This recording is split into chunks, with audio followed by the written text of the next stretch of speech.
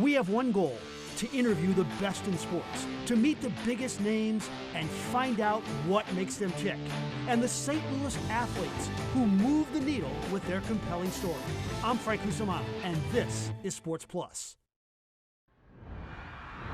Here's Foligno for Hartman, thrown back to the goal. Binnington wanders, almost got caught. Now a save by Binnington, rebound, they score! And I don't think Binnington expected Foligno to be there as quickly as he did. And then obviously you see Hartman taking advantage of it, going high to the blocker's side. Good evening and welcome to Sports Plus. We're kicking off 2023 in style with stories both looking ahead and keeping promises from long ago. But we begin the new year with the Blues, who I don't think will miss 2022. In the spring, their Stanley Cup chances came crashing down like Kadri into Binnington. And halfway through the current season, we're still not sure what kind of team we have on our hands. The Blues dropped the year-end finale 5-2 to Minnesota last night. And we are tied at 2. That goal at 5:01. And now the Wild come right back and take the lead as Hartman from the boards. It was a sloppy defeat, but the Blues have had their fair share of stinkers so far. And it wasn't just the defensive effort that had Coach Berube perturbed. We had a couple missed nets again from the flank. You know, just trying to be too fine. You know, like you got to hit the net. You know, we outnumber them. There's people going to be at the net. There's rebounds. You know, we talked about rebounds tonight with Fleury. You've done a great job against Fleury over the years. You know, on and off shooting, boom, rebounds, get to the net. Not good enough tonight. That's the bottom line. We just we made too many mistakes tonight to win a hockey game. End of story. Thanks. For the first time in 11 years, Illinois football fans have a team with a winning record to cheer for. Tomorrow against Mississippi State, Brett Bielema and company will get to punctuate that dazzling year by doing something else they haven't done in 11 years, winning a bowl game. The Illini are happy to be playing in Florida, which is a big recruiting hub for them. Of course, Mississippi State will be without head coach Mike Leach, who passed away last month. Leach leaves a big void in the coaching fraternity, but Brett Bielema's team will also feel his absence during the game as well. There's a little bit of unknowns, right? Mike's usually the play caller, so offensively, you know, it'll be without his influence, but I think obviously it'll be kind of what they are. A very opportunistic offense. They go for a lot on fourth down, really all over the field. So offensively, it's always going to be a challenge to play defensively against their offense. Here on Sports Plus, we bring you the biggest names in St. Louis sports every single week. For decades, our Frank Cusimano has been forecasting to the future, looking at who will be the biggest newsmakers in town for the next 365 days. And 2023 is no exception. So without further ado, here's Frank's top 10 sports figures to watch for the new year. Travis Ford. The Billiken coach has a very talented and experienced roster with high expectations. So far, they've performed below expectations. The man has won 23 games a season in his last 3 full seasons. But this was supposed to be the year. It's a big one for Travis. Eli Drinkwitz. The highest paid employee in the state has never had a winning season at Mizzou. He's 17-19. Love the energy, like the recruiting, but can it translate to wins? The state will be watching. Jordan Walker. I have no idea if he will even be in St. Louis next season. But on a team that lacked a dynamic hitting outfielder last year, he seems to fit the bill. Remember, it was team president John Mozeliak who compared Jordan Walker to a young Albert Pujols. Jack Flaherty. A funny thing happened to Jack on his way to superstardom. He never got there. He's never pitched 200 innings and hasn't pitched 80 innings in any of the last 3 seasons. But he's 27 with talent, and in the walk year of a contract, I'm telling you, there's a chance. Wilson Contreras. Cardinal free agents haven't worked out much lately. I'm banking Wilson does. He may not have Yadi's glove, but remember his OPS wasn't 80 points higher than Yadi's last year. It was 280 points higher. An offensive catcher for the Cardinals is worth watching. Lutz Fazenstiel and Carolyn Kindle. The MLS is coming. We have a great soccer mind running the franchise and a true St. Louisan owning the franchise. I would sure like this team to win too, but this first season, well, it'll be a blast even if they don't. Jason Tatum. We all thought that in a few years the Chaminade grad had a chance to be one of the best players in the NBA. But I don't think anybody thought that he could be the league MVP at age 24. Well, he's on his way. Best player on the best team and averaging 30 points a game. Wow. Dennis Gates. The Mizzou coach has done everything right so far, scheduled lightly with a brand new team. He attacked the portal last year and gobbled up a bunch of 1,000-point scorers. And this year, he's already recruited 3 4-stars. And oh, did I mention he won his first bragging rights game by 22 points? Jordan Cairo. Raise your hand if you thought it was a bad idea to give the kid 8 years and $65 million before he really proved himself. Okay, put your hand down and realize this is one of the most talented players in the NHL and could end up scoring 40 goals this year. Doug Armstrong. In Doug we trust. He's been the best hockey executive we've ever had in our town. But this year, particularly in March, he will be the one to watch. Does he move star players in the walk years of their contracts and just refuel for the future? Or does he add a piece and take a shot this season? Doug Armstrong, the area will be watching. It's NFL Sunday, so for tonight's main event, let's kick off the football highlights down in Tampa, where playoff implications abound when the Panthers and Bucs got together. Tom Brady connected 3 times for touchdowns with Mike Evans as Tampa Bay rallied to take the lead, but the punter ended up saving the game. Jake Camarda bobbles the snap, but he keeps his wits about him. He's able to somehow get a kick away, and the ball will be down at the Carolina 2-yard line. Camarda pulls victory out of the jaws of defeat. Bucs clinch the NFC South 30-24. Coming up, I go one-on-one with Lutz Pfannenstiel, and City SC sporting director may just be the most interesting sports figure in town. We also have the story of a son's promise for education fulfilled. Stick around for more Sports Plus.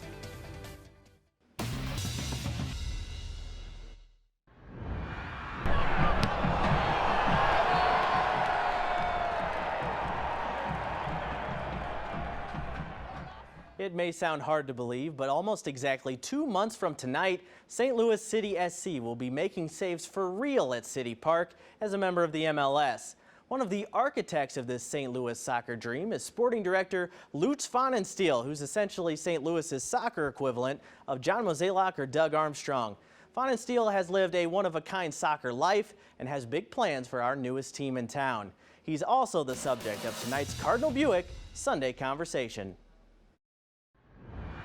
So by now, I think St. Louis sports fans know who you are at least, but they may not know just how crazy your life in soccer has been. First of all, how many countries, how many teams over your years? Well, it's even difficult for me to tell you exactly. I think it was 13 countries, 25 teams on 6 continents, so which that probably makes me a little bit unique because I'm the only professional who played on all 6 FIFA continents. 20 years to the date, just a couple days ago, the incident in England where you did die on the pitch and were revived. Just what do you actually remember about those moments? We came directly at the same time to the ball, and he kind of tried to jump over me, and he tripped and his knee fell right into my sternum, which it was more like a boxing injury. It switched off my complete nerve system in my upper body. And I actually died. I had my lungs collapsed. I had no more pulse. I had no more heartbeat.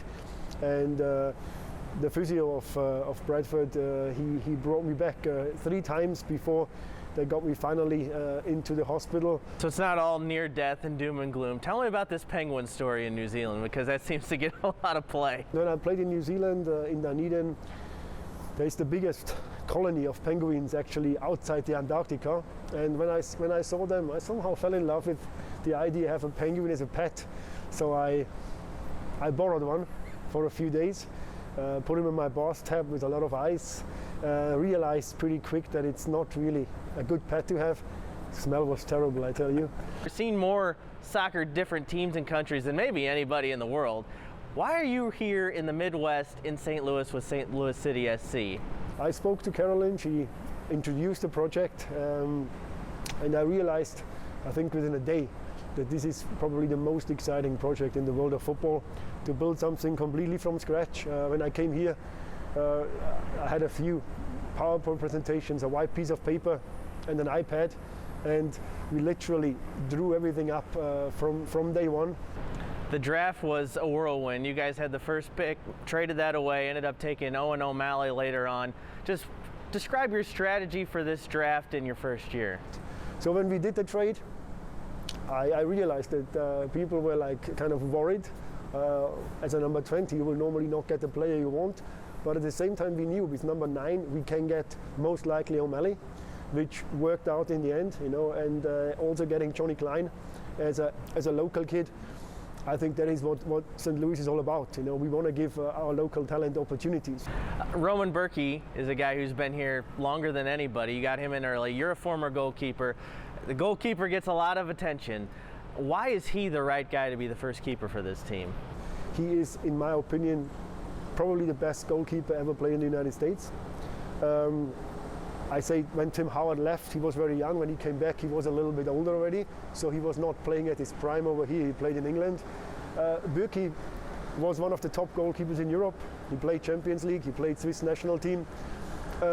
His playing style, being very good with both feet, being very proactive, fits very much into our ways of play. Expansion teams can find it a little hard to break in. What are some realistic goals for this 2023 season? You know, it's a tough one. I mean, usually an expansion team gets kicked around in the first year. I see it a bit different. I always say we are not a typical expansion team because we had already some of our players earlier here. However, I think we need to be realistic and fair. What really is a realistic goal here? I mean, of course, we would love to make the playoffs. That is clear. That's our biggest goal. But if we're having a good season and we're missing out by a few points, I think in year one, there will still be a successful year. But I don't want to see us as a pushover, where the first year, basically, you're just paying for learning. I think we are probably a little bit further than that. Almost every time we've talked to you, you've talked about hard pressing and just kind of what you want this team to be about. Explain the persona you want this team to have next year, or this year, since this will be airing in 2023. We want to be the team which is in charge. I always say, gateway to hell, coming here. And teams should hate to play in St. Louis because we're going to be all over them, especially at home. We're trying to be active, and playing that high intensity football, especially in a hot summer in St. Louis, is not something teams will really enjoy when they're coming here. So I think it fits a lot with the Midwestern mentality. If I look at the way the Blues play hockey, that's a little bit what you can expect from us as well. Returns the interception for the touchdown, and rookie head coach Brian Daboll leads his team to the playoffs for the first time since 2016, the final 38-10. The Packers had a pick six as they routed the Vikings today. Darnell Savage comes up with one of 4 Kirk Cousins turnovers and goes 75 yards for the score. A month ago, Green Bay was 4-8 and given up on. Now they're on the doorstep of the playoffs and could clinch with a win and some help in the final week. They pound the Vikes today 40-17. Jarrett Stidham made his first NFL start today for the Raiders. He had a day against the Niners. Stidham threw for 365 yards and 3 scores. This one to Devontae Adams, but Stidham giveth and Stidham taketh away. He threw 2 picks, and this one by Tashawn Gibson set up the winning field goal in overtime. The Niners win their 9th in a row, the final 37-34.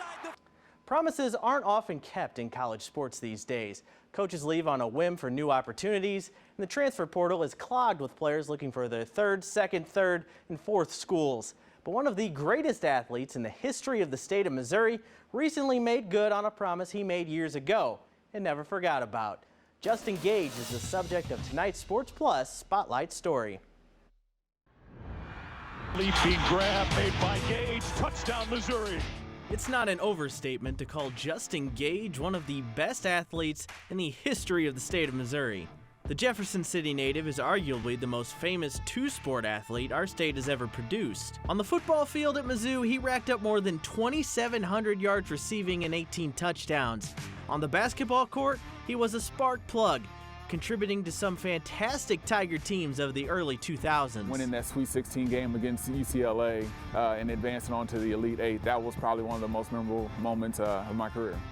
You don't see athletes even attempt what Gage did anymore. It was crazy, but at the same time, it was fun. It gave me the opportunity to compete on the football field, go out there in front of thousands of fans, and then when that season came to a close, got the opportunity to compete on the basketball court, you know, being a part of the Hearn Center and that tradition there. Football turned out to be his future, though, with Gage leaving Mizzou early for an 8-year career in the NFL with the Chicago Bears and Tennessee Titans.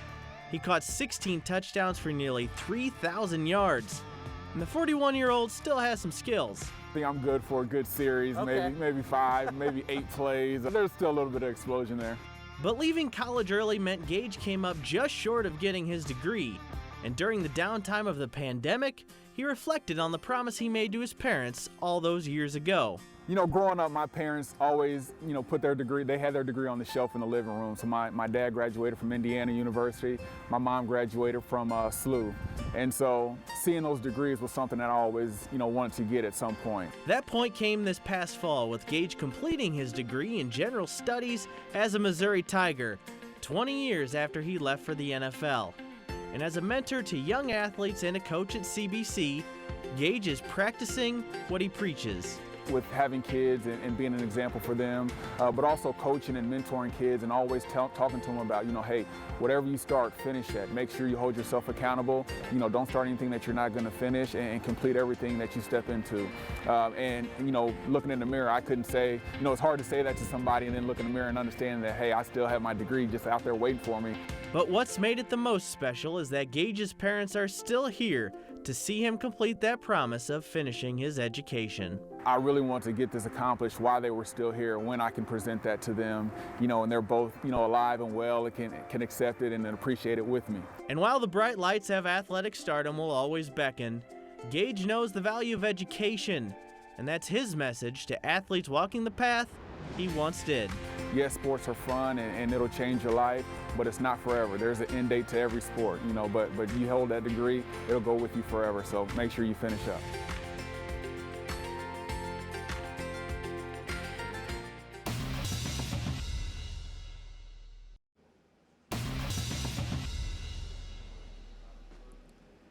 The most impressive performance of January 1st goes to SLU women's basketball star Kyla McMakin. She scored a program record 40 points in the Billikens' 86-83 win over VCU today. The record had been held by Teresa Lish, who scored 37 points against LaSalle back in 2009. Let's go to Carbondale. Southern Illinois hosting MVC newcomer Belmont, and the Salukis can ball. This is going to be Lance Jones with the 3 to take the lead. The arena's rocking. Later on, it's Xavier Johnson with a 3 of his own. That put the 63-45 win on ice, and Brian Mullen's team moves to 11-4 on the season.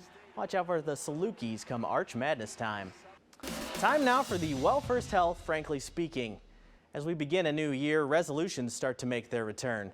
One resolution I planned on making for 2023 was that I was going to force myself to get excited about Mizzou basketball again. Turns out I won't have to force anything. Dennis Gates already has 2 wins against ranked opponents and figures to have a ranked team himself when the new polls come out in just a few hours. And when you listen to his press conferences, it's no surprise he's been successful.